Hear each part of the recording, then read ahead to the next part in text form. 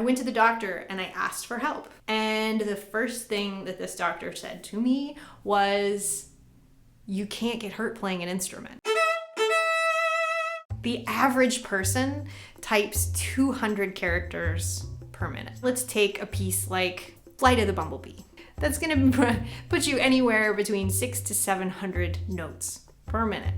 It's accepted that using a computer can create an injury for a person, but for some reason, we still have this idea that playing an instrument can't hurt you. So what is it about playing an instrument that can create pain for a person? We like to point to repetitive stress injury, that the idea that you do something a lot, it's going to have this kind of wear and tear, overuse effect. And this is true, but I like to look at it from the idea that your habits are so deeply ingrained that you've forgotten other ways to move. Your movement patterns have become so specialized to playing your instrument that you have no other patterns, movement patterns, to rely on all the rest of the time, or even when playing your instrument. In the womb, as infants, and as we develop as children, we develop these general movement patterns. So you see this in babies.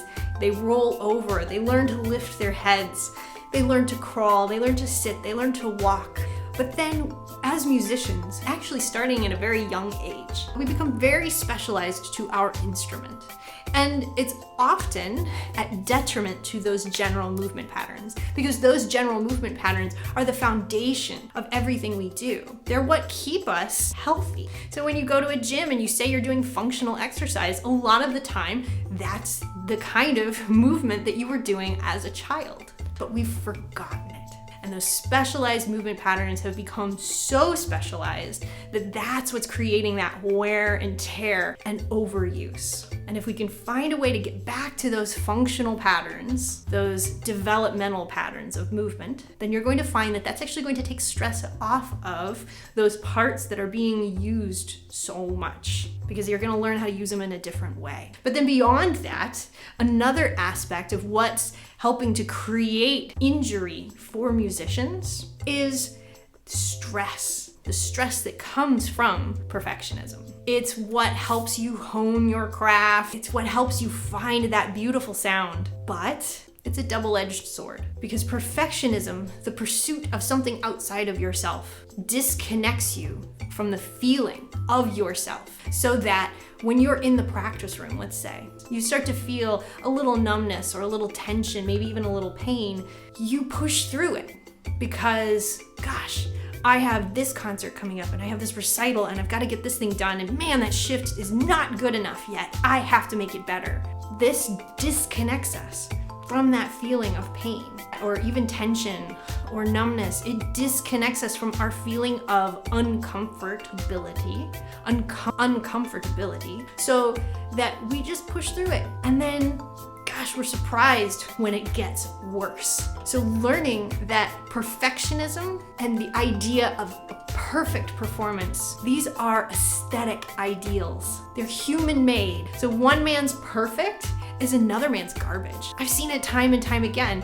You think you've played the best that you can possibly play, and then you get a review in the paper, or you hear from a faculty member at your school, you hear from somebody saying, man, I really didn't like that performance. But to you, it was the best. I guarantee you there were other people in that audience that they thought it was a great performance too. And that's why it's so important to not put stock in perfect. Don't put all of your eggs in the basket of perfectionism. Because yes, your perfectionism is what helps you get better as a musician, but it also can help separate you from feeling yourself. Hi musicians, I'm Dr. Rachel White-Galvin, and I help musicians perform without pain. I want to help you see that cultivating new movement patterns is going to help your injuries. And I also want you to see that that toxic perfectionism, that drive to be so perfect all the time, is actually creating the stress that's helping to create injury and pain and anxiety and depression, all of these things, they swirl together to make this perfect storm. You never have an injury separate from some kind of anxiety or depression or some kind of mental health issue. So if you enjoyed this and you'd like to know more, join me in the next video for myth number 2.